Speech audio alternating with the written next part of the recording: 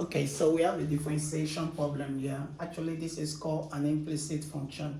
Uh, Whenever the value of x or y cannot be explicitly defined, that is called an implicit function. Like in this case now, it's difficult to make either x or y the subject of formula. So let's quickly solve. And when you have a situation like that, here I'm going to apply my product rule that says that u dv dx or plus this. So this can come first, this can come last. So if I apply it this way now, so keep my y constant, and then I'll differentiate my this.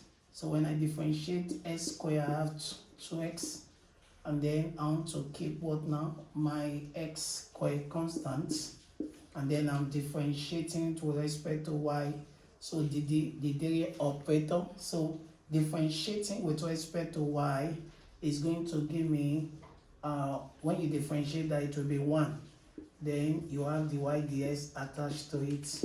So because it was with respect to this. So when you differentiate this, y squared is going to give you 2y, and then you attach the y dx to it as well.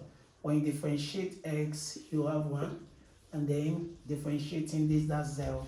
So here is going to give us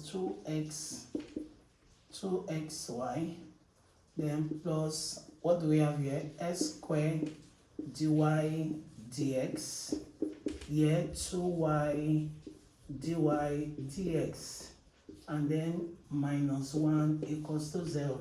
So we simply collect like terms.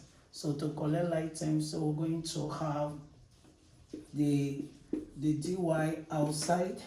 So we have s squared here, and then we have 2y equal, the 1 goes to the other side, and then minus 2xy goes to this other side as well.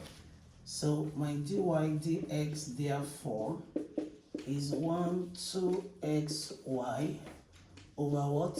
S squared plus 2y. I'm sure that's very clear, very simple and straightforward. Bye.